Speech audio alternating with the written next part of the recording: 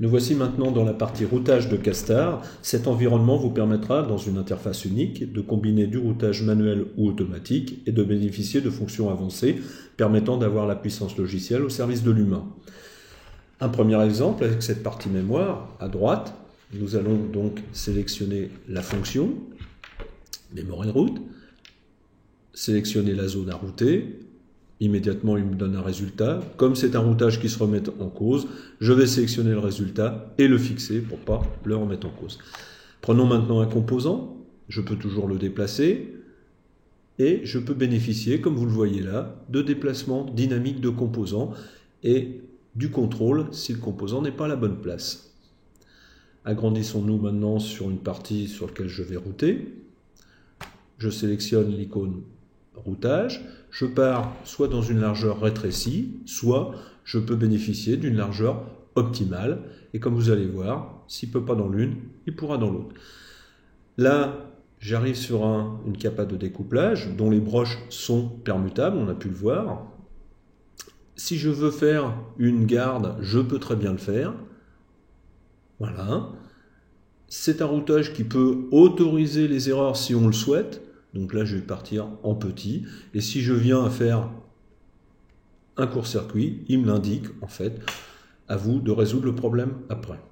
Je vais dérouter tout ça pour aller maintenant dans la partie gauche de la carte, sur lequel vous allez voir un premier module routé et en bas, un module sur lequel on aimerait bien affecter le même routage. Donc je vais copier mon module de référence et l'appliquer sur le module inférieur. Il reconnaît les connexions et les transforme en pistes si, bien sûr, les modules sont identiques. On va maintenant s'agrandir sur le boîtier BGA pour vous montrer une fonction avancée qui permet d'auto-transformer un composant BGA en composant traversant, ce qui permettra le départ sur toutes les couches électriques de mon circuit. Comme le résultat me plaît, je vais de la même manière le fixer. Comme vous pouvez voir, certaines billes du BGA ne sont pas routées puisque non connectées. Je vais ouvrir une configuration d'affichage qui me permettra d'isoler un certain nombre de connexions. Voilà, pour vous montrer une fonction avancée de routage qui s'appelle l'active 45 degrés routing. Je l'active. On va voir ce que ça me permet de faire, notamment en sélectionnant tout le bus, de pouvoir router les X fils en même temps. Je ne pars pas d'un côté, je n'arrive pas de l'autre.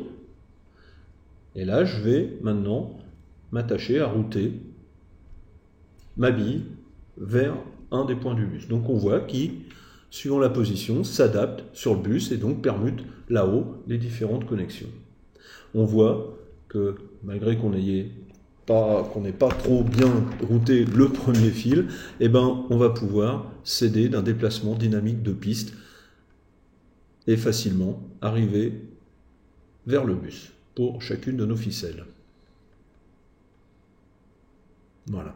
On peut bien sûr reprendre à n'importe quel moment une piste qui ne serait pas correctement routée. Là, je vais m'aider d'un algorithme spécifique qui s'appelle Routens pour router automatiquement les pistes.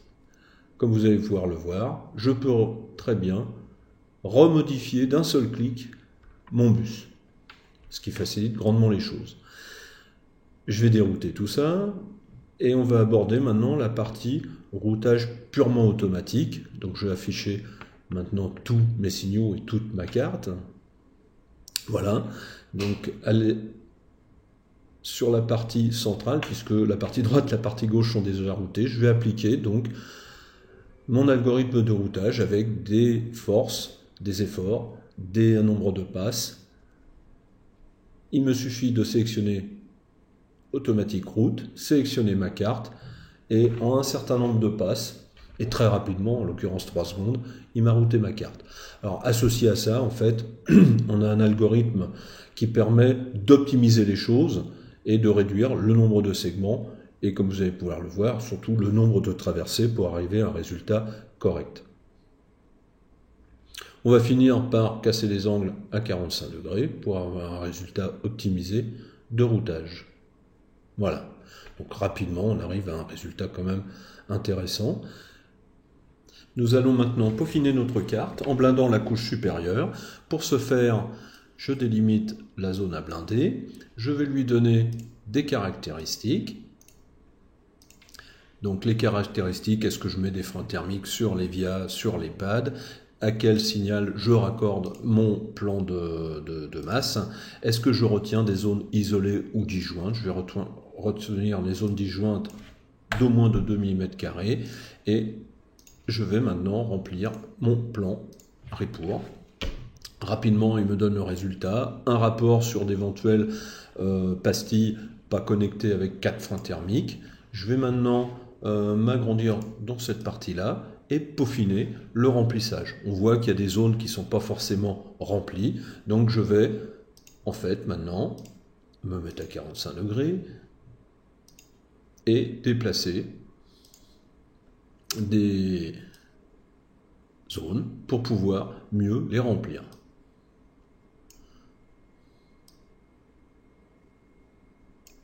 Et on voit qu'en travaillant de la sorte, on peut améliorer notre plan de masse. On peut même, pourquoi pas, rerouter directement là-dedans. Si j'ai besoin de faire un cloutage, directement, il me met le frein thermique rattaché aux autres couches de la carte. Voilà, ma carte est maintenant terminée. Je vais pouvoir continuer sur la partie dossier de fabrication. Merci de votre attention.